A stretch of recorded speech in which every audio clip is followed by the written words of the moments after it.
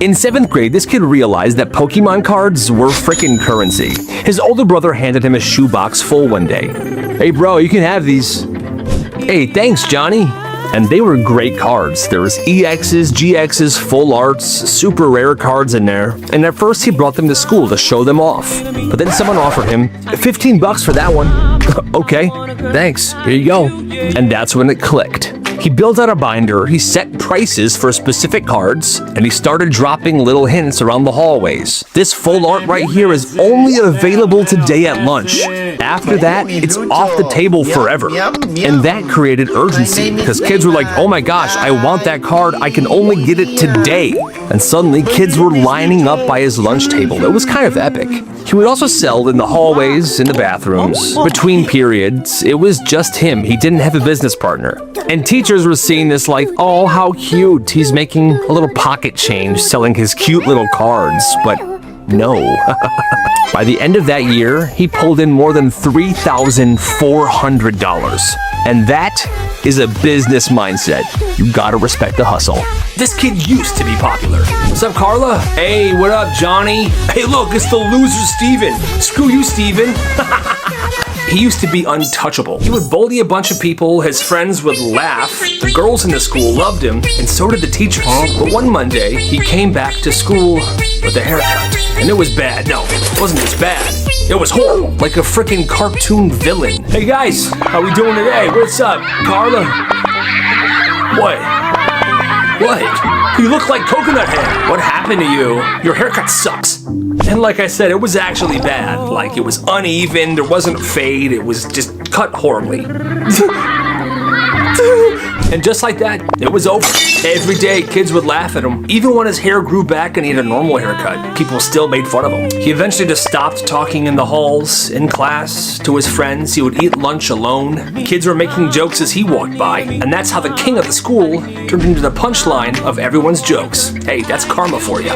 This could have ended horribly. It started as a dumb idea between two high school brothers. So their family was known for their pranks. So one night, these two brothers are staying at their grandma's house, and they come up with the best one yet. "Yo, I got the best one yet." "Yeah, what is it?" "Let's stage a break-in." "Bro, you're insane." "Come on, dude, it'll be hilarious." And the plan was simple. One of them would bang on the front door vigorously, while the other would wake up their grandma acting terrified. So around midnight, the banging started. The one brother's outside. Boom, boom, boom. It's very loud. "Grandma, Grandma, somebody's outside." The old lady shut up. "Shh, let me listen." Then she started moving fast. She headed straight for her closet. The boy started to laugh until he saw his grandma grab something. "Where is it? Where is it?" Yes. "What are you doing?" "Grabbing my gun." The laughter stopped and she began storming to the front door. This person has no idea who they messed with. Grandma, no, it's a prank, it's a prank." "This is no prank." Outside, the brother is still banging at the door until he finally opens it. And when he does, he sees his grandma pointing it right in his face. Oh my God. Luckily, she didn't shoot, but she could have. And right when she realized that this was all a prank, she began crying because that could have ended horribly. Needless to say, those two never pulled another prank ever again. One day at recess, these two kids were going at it. They weren't throwing hands or anything. They were just brutally roasting each other. And it was so loud, the entire playground began to circle around them. "Bro, you're literally an ugly-looking shrimp earlobe brain-dead idiot." "Yeah," says the dude who smells like my grandpa and failed the easy math test last week. "At least I can read to myself without moving my lips." The crowd's eating it up. Oohs and ahs after every line. Then one of the kids steps forward. He's calm. He has the perfect comeback. Looks the other kid straight in the eye. "You're so stupid. You would get hit by a parked car." And everybody freezes. For some reason, they thought that this comeback was the best they've ever heard. And the other kid's just standing there not knowing what to do. Hit by a parked car. That's insane. Bro, he got him good. Parked car.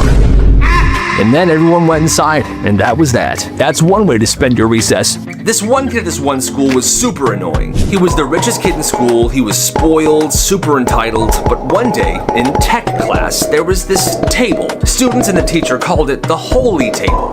Not because the table was religious, but because there was a bunch of drilled holes into the table for some reason. Most kids ignored this table, but this one day, Max, the rich kid, decided to shove his finger into one of the holes.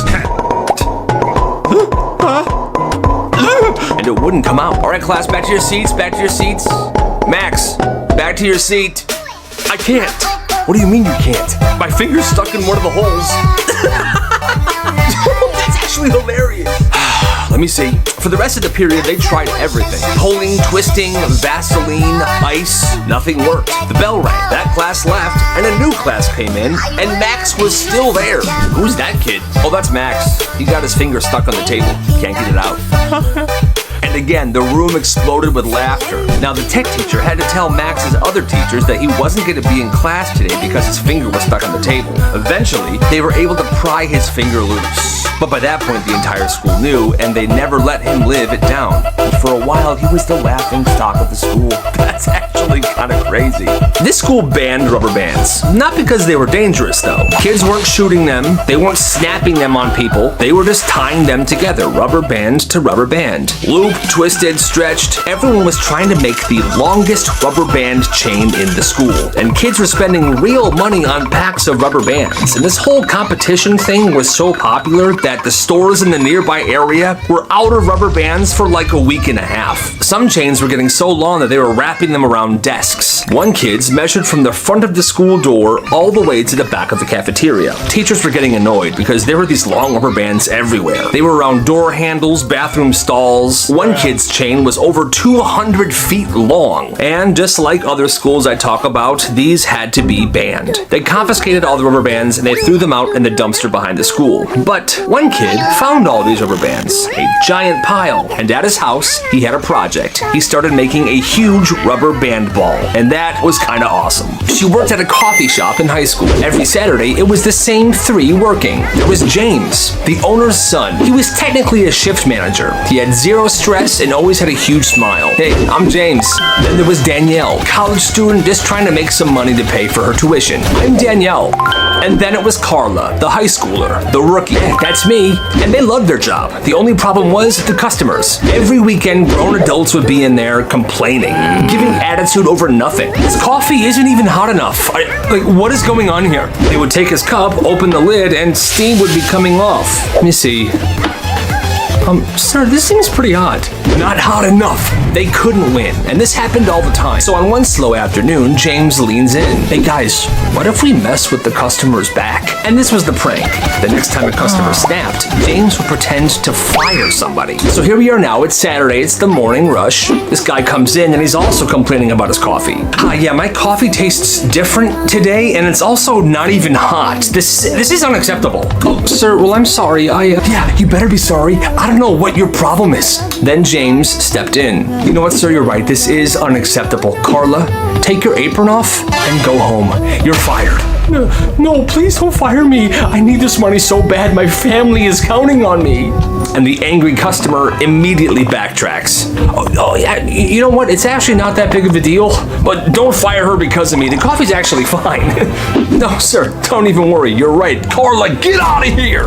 The customer practically begs them not to fire the kid, but they went through with it. It was just a hilarious prank. And because of this prank, every single day, the angry customers would always leave apologetic and ashamed. And honestly, good for them, because sometimes the customer is not always right. It was the biggest assembly of the year. The principal had dragged the entire school into the gym, and rumors have been going around about this for a week. There had been too many fights, too much chaos in the hallways, and now the principal was making an example, a full school lecture on discipline. Kids were crammed shoulder to shoulder in the bleachers, rolling their eyes. Nobody wanted to be there. The principal raised his voice into the mic. This nonsense ends today. And he started going on and on. Well, that's when one kid slipped out the side door, down the hall, into the janitor's closet, and found the breaker box. And he just started flipping switches. And boom. If I see... What the heck? What the heck? Total blackout. The crowd is going insane. Students are stomping their feet, cheering. This is the exact chaos the principal was trying to stop. Phone lights were lighting up, students were chanting chants, teachers were shouting, the principal's blowing his whistle, but finally, the lights come back on. The principal just stood there, staring at 1,000 students. And that's when he realized he actually had no power. He was defeated.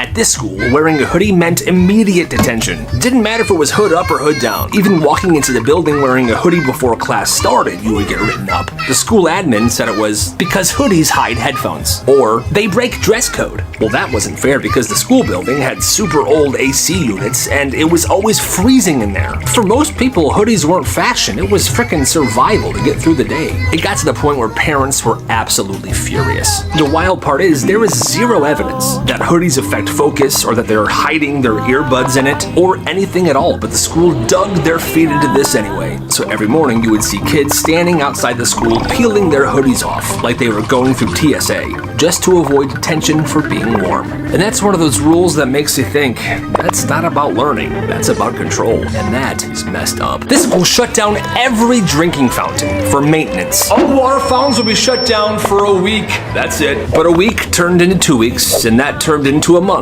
Now, the school had banned personal water bottles, and students were not allowed to carry their own drinks around school. So no personal water bottles, no water fountains, but by law, the school was required to provide free water during meal times. So at lunch, they provided jugs with cups, and students could fill up cups of water. But by the time lunch was over, those jugs would disappear. Well, that's when one kid got clever, and he wanted to help out his fellow student. So he bought a pretty good-sized jug off Amazon, one of those water jugs that has a spout. He put the entire thing full of water in his backpack, and he cut a little hole so the spout could come out. So picture this, it was a big backpack with a spout, and that spout would dispense water. During passing periods, he would whisper